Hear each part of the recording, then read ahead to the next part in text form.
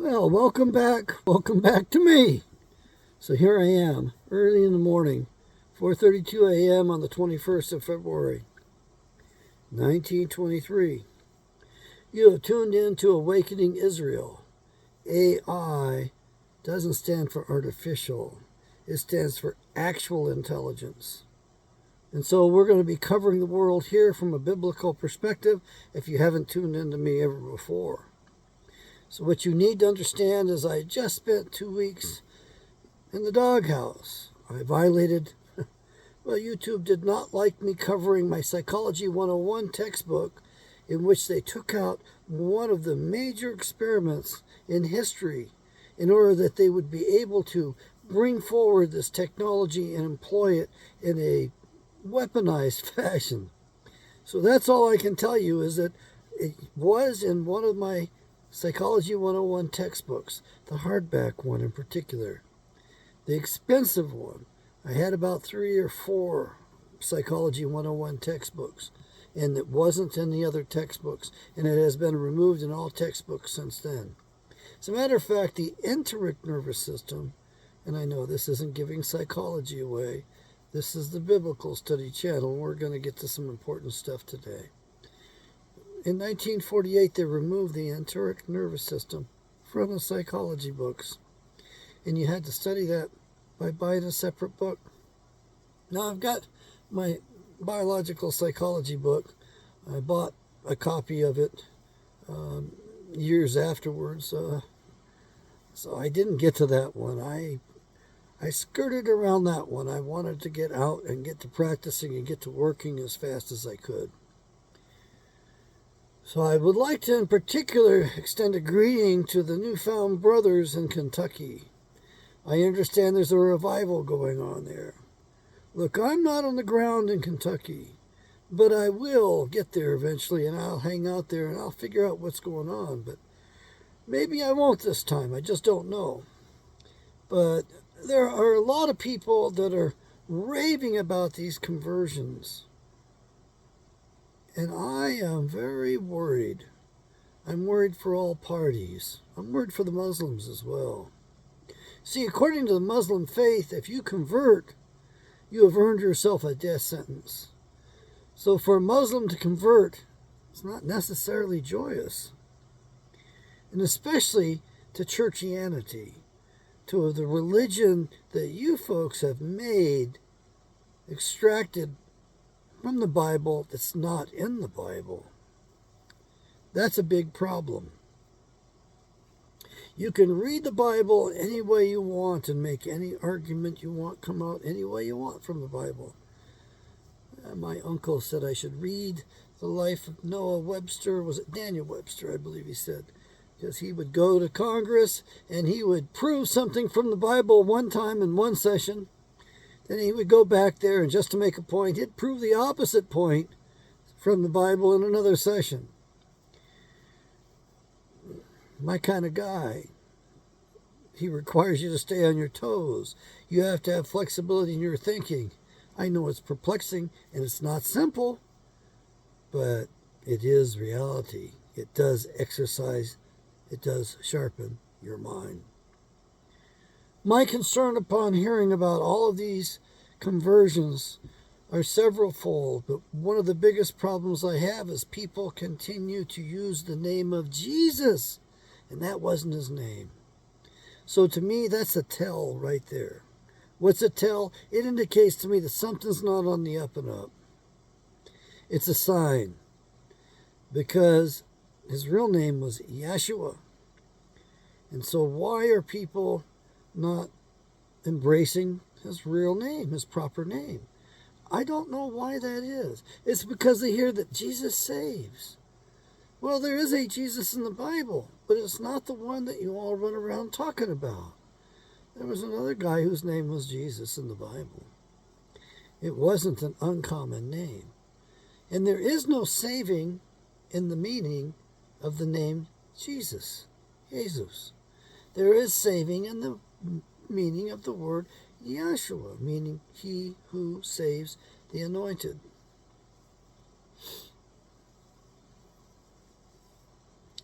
And so they got you running around On a religious fervor, here's my real big concern. They say that Jesus has been talking to you and appearing to you. Okay, if he's really showed up, why hasn't he told you his real name? That's what bothers me.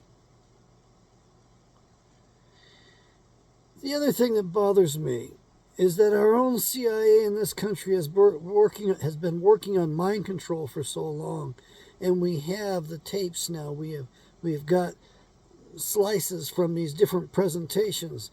They show the weaponry, and my concern is that you might be fooled, and they might be using their weaponry on you, because that's what their intention was. They don't develop weapons to not use them. And I can think of a couple of weapons and several other possible weapons that would be brought to play on here to bamboozle people, to fool people. Well, what was that? Blue beam technology? So they could project a reality for you. It was basically a visual illusion. That's a possibility. There are some other more subtle things, though. One of them that bothered me the most was the God gene. The gene that if they removed it, you wouldn't have any faith. Apparently, they've been playing around with the human genome enough that they've been able to alter our ability to activate in some ways, to have certain domains working in our brains. And then on top of it, you have the weapon which they nicknamed the voice of God. The voice of God, they even said that they could use that to manipulate Muslims into believing that they had seen Allah and Allah could order them to do certain things which they normally wouldn't do. That was explicitly talked about. And we do know they have psychotronic weapons. They can alter your thinking. They can also send their frequency weapons at you and target you. And when they do that, they could actually set up a resonant field using your own skull, in which your skull would resonate, and your hearing system, your auditory system, would think that you were hearing something outside of yourself. But it's actually being produced in your own skull, in your own bones, conductively. And so, the sad thing is, this leads to the real question is, are your thoughts your thoughts? And we've got the prevailing brainwashing and psychological operations going on. And so those churchianity big box Christians out there are so enthusiastic, they'll embrace anything. They don't know how to divide the scriptures with the spirits. They don't test the spirits, which the Bible tells us to do. They don't bother to do it. They're just joyous. Oh my God, look at the miracles we have going on. And they get all over my ass as if I don't believe in miracles. Well, there's some miraculous things, and there's some things that are just plain mysteries that we don't understand. And I can accept those. There are limits to my knowledge, and I embrace those limits. I acknowledge them as best I can. Scientists are required and trained to do that. So I question this revival, this conversion experience, this upheaval among the Muslim people converting over to Christianity. And I have to tell you that I really believe that all of these religions that are on the planet are headed by a fallen angel. It's what Pastor Jerry Wicke said, and I realize it's not going to be a readily accepted perspective, but I like it. It's quaint for one thing, and it's simple, and it's not really going overboard, and it's so obviously a construct that people will realize that it's not necessarily so. It's just a possibility. However, we do have the capital of the New World Order. It's in Astana. It's in that country that few of us know about, and it's got some beautiful architecture, but it's all dedicated to Lucifer. And they don't give us photos of that very often. And there was a young fellow in Canada, I think he was Native American. He looked like he was a Canadian Indian, I think from the west and the western side of Canada. And he liked to wear one of those business hats, just like the Orthodox Jews like to wear that business cap, along with their long beards and stuff. Except this guy didn't have a long beard. And he was well spoken, and he produced a marvelous video, and he showed us pictures of the Capitol. And in the Capitol, the main building of it, where people met, there was a giant round table, talking big round table. And there was a seat at each spot around the table. And there was like some triangles from the center, like pieces of the pie from the center that guided right to that seat and right to the center of this round table. Massive round table. And in the center of the round table, above it, was a dome. Giant sun god. So everything was united underneath Apollo or Apollyon. And those Christians who have tuned in, you're going to get your blessing now. This is the understanding you have to have. Go to the book of Revelations. Who was the angel of the pit, whose territory is and jurisdiction is hell, the pit? There's a Greek name and there's a Hebrew name. And the Greek name is Apollyon. And the Hebrew name is Abaddon. Go look that up. Because that's what those people are meeting under there. That's who they are under. It's my firm belief that 3 demons came out of the beast's mouth. It's in Revelations, like 3 giant toads or frogs, one being government, to dictate what you think and what you believe, how you think. It's government, controlling your mind. Another is education. Again, developing and controlling your mind. And the third was organized religion. Today, what I came out of, I call churchianity. And so organized religion has been used to control and cajole people and to dominate and to cause wars even. So those are the 3 demons out of the beast's mouth, if you will. The triad of evil. The trinity of evil. So that's what's going on the planet today. And we have been warned about Apollyon. And we have been warned about what's coming. It's all in there, folks. You just have to read it enough, press in enough. The Bible does not open up to the casual reader. You have to read it and reread it. And I would say that on my first read through, I was fascinated. And I realized long before I was done, that I had to read it again. Because there's a lot of parallel construction, similar stories. And I wanted to be able to keep those separate. I wanted to learn the names of all of the actors in it, all of the participants. I wanted to learn the plot. And above all, I wanted to study character development. I wanted to learn from those examples of both good and bad in there in order that I might live a better life, might choose better. And the Bible did open itself up to me. And on my second read-through, I was looking at the study notes and the footnotes in my NIV study Bible. It was published in 1983. And then I realized there was an agenda in the footnotes. They were not neutral and they weren't biblical. It was something man put there because he wanted to control our minds. They had an agenda. I guess today we want to call it a narrative, okay? And then in my second read through the Bible, I realized that it was contradicting. It seemed to be contradicting itself.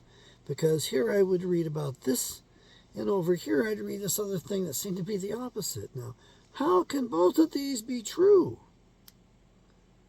They look like they're the opposites. And then I realized that I needed to synthesize the missing pieces to make them both true. It was like filling in a missing piece of the puzzle. And when I did that, my understanding was expanded greatly. Then I had to read the Bible again. So I've read it many times, but not as many times as some of my older big brothers. Some of them have been reading for more than 50 years. I only have a little over 15 years into it. I wish I'd have done it sooner. So if you're a Muslim convert, I direct you to the Bible. Go to the scriptures. Read those for yourself. The Bible will speak to you differently than it speaks to me. It's an individual road, an individual trip. The Bible will open up to you, and you're going to get some wonderful things from it. And I want to hear about them, by the way. It says in the New Testament, whenever two are gathered in my spirit, there I will be. Well, boy, when you get two Bible readers together and they're respectful and they're open-minded and they're willing to hear each other out, you get some incredible ideas. You really do learn quite a bit. It is just invigorating. So that's what I love the most, is talking about the truth that's in the Bible. So if you're a recent convert, if you were a Muslim, you do know that your fellow Muslims will put a death penalty upon you should they have access to you. Yes, the other Christians, they don't know that. They don't realize that. They don't understand that this could cost you your life, your physical life. Yet, I do want to welcome you aboard if this is your path, if this is what you're doing. And I want to caution you because we've got too many variations, too many different flavors, too many different denominations. And they're at each other's throats. So I suggest you focus on the Bible primarily, and secondarily on the extra biblical books at the time. I recommend the book of Jasher. I recommend the books of Enoch. I don't have the books of Enoch. I've got the book of Jasher. I recommend the Apocrypha. But these are all secondary books. The primary books are the 66 books in your Bible proper that you'll have. And your Apocrypha gives you 14 more. There are total, I counted them once, and I believe the number was 36. 36 other books are referred to in the text of the Bible. So those to me have some credence, some credibility. Those may help us some. And we've got the complete works of Josephus. I've got the book. I haven't read it. There's a lot of interesting things in there, including eyewitness accounts of what Yahshua, the Messiah, looked like. Pontius Pilate has his eyewitness account preserved in there. There's one other eyewitness account that pointed out that Yahshua, he wasn't dark-haired. He didn't have swarthy skin. He was blonde-haired and blue-eyed. He had golden hair and eyes the color of the sky. And he wore a beard, and his hair was short. In the style of the times, he didn't wear long hair. That's not one of those frauds they put out there on all of us. So we think that Jesus is the Messiah, is the Christ, okay. As far as the word Christ, it's only mentioned in the Bible a few times. You want a good copy of the Bible? Hit that link down below. You're going to get the best version of the Bible available in modern English. And that's it. There's 5 different formats, the cheapest price of any place, right here. Yes, I get a little stipend. I earn a little bit off those things.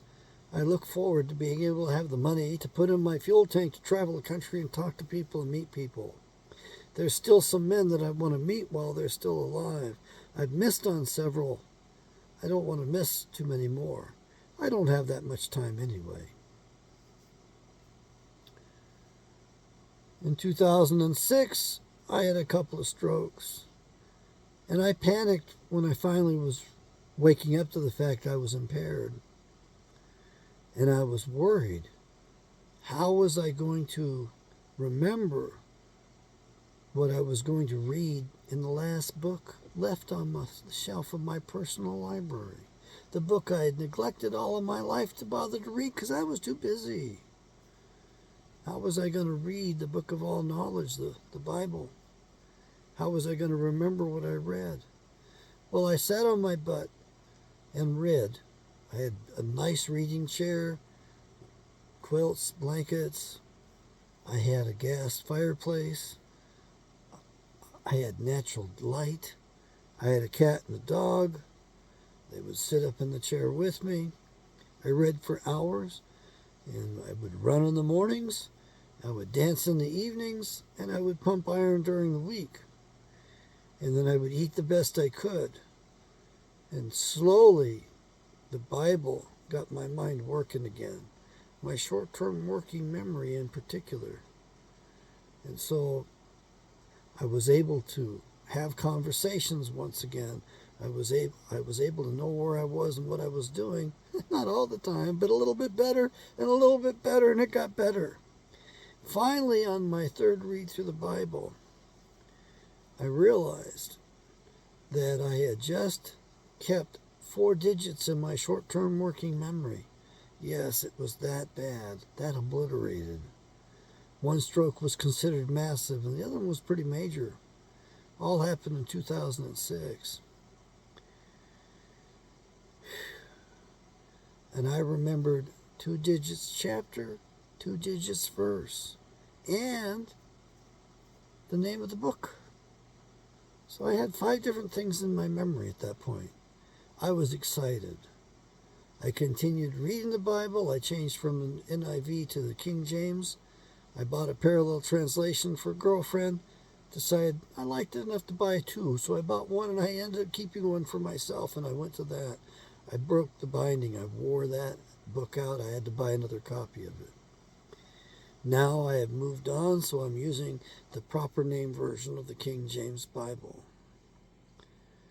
which I'm privileged to be able to introduce you to and bring to your attention.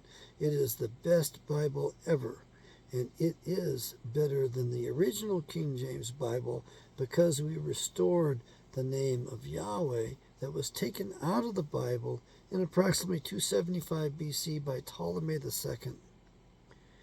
He took out the name Yahweh, and put in Lord, put in God. He took out that proper name, and it was lost to us for many, many centuries. Parts of it survived.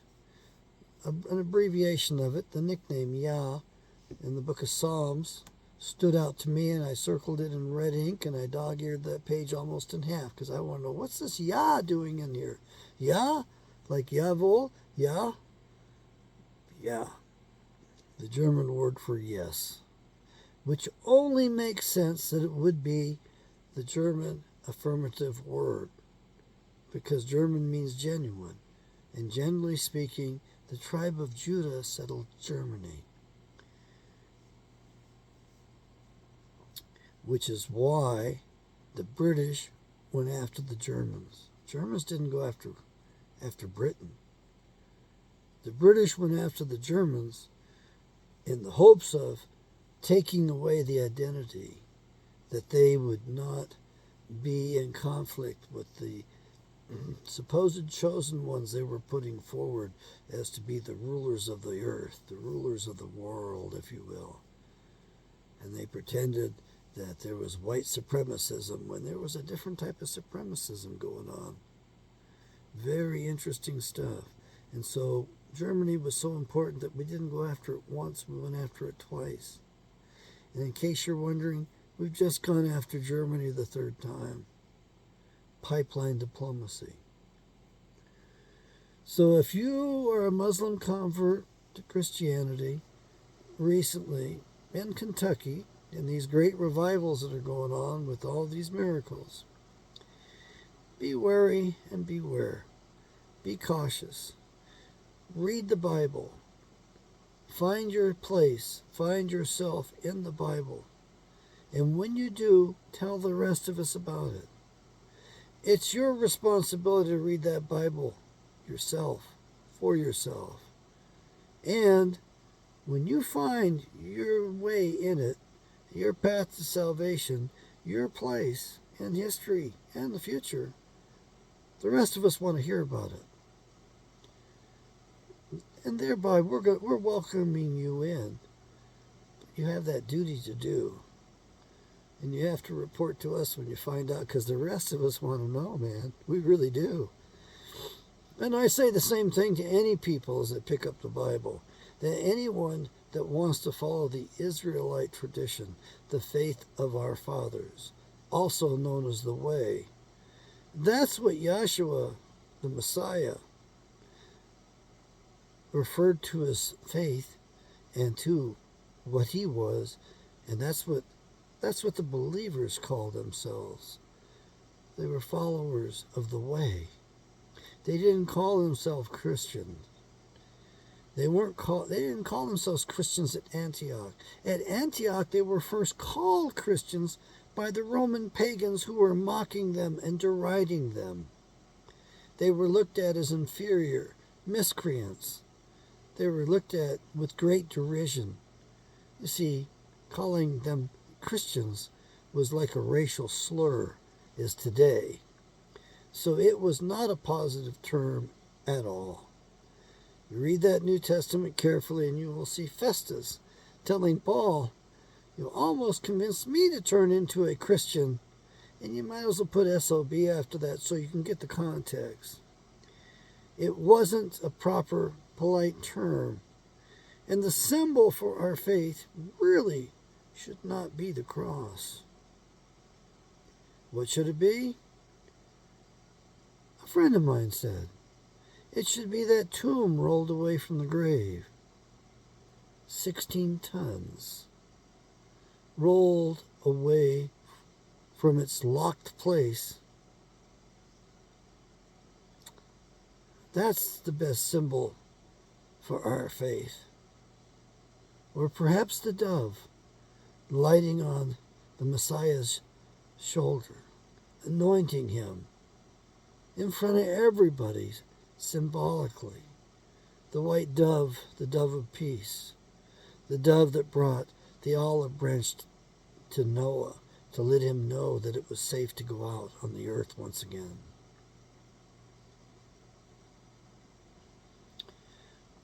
I'm not going to turn you away. Far be it from me. That book says every knee shall bow. So who am I to tell any peoples on the face of the earth that you're not supposed to worship our God, Yahweh?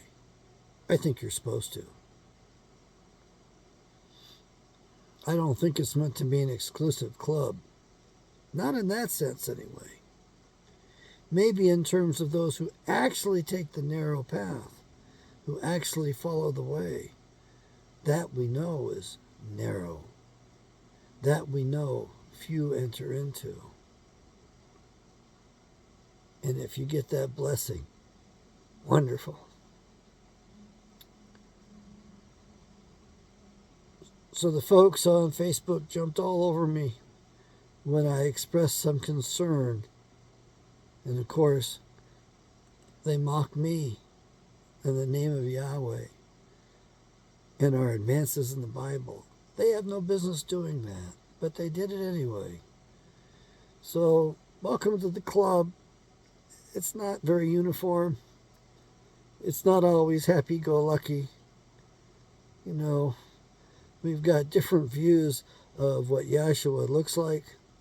Some people think he's on the hillside picking flowers, and he couldn't harm a fly, can't hate at all. Man, he's coming back a few more times from what I can see reading the Bible. So when you read that Bible and you find out how many times he's coming back, when you find out how many different events, big events there are, how many days of the Lord, and all of that, tell us about it. Because we're walking around as if it's going to be one big party, everybody getting lifted up into the air. That's not what I read in there myself. So I do welcome you to reading the truth that's in the scriptures. If they've used their weaponry on you, I welcome you anyway. I hope you can get that sorted out and you can get the real experience, that you can really walk the way. I hope you can really join us. We don't need religiosity. We don't need any more religious wars. We do need wars for truth, justice, righteousness, perhaps, and to get this planet back from the evil one and his children. Yeah, we can use help with that.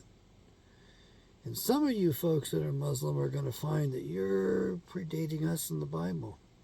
And you'll find out that Israel had 12 sons. Ishmael, who some of you have descended from, he had 12 boys as well, before Israel had his. And they were considered dukes. Look at Genesis, pretty good. That's probably the book you need to dwell in the most, so you can understand the beginning. Most of those who call themselves Christians or believers don't read the Bible, will never read it, and they will never become awakened to the fact that Eve was seduced by one of the fallen angels and gave birth to Cain. Cain murdered his half-brother Abel.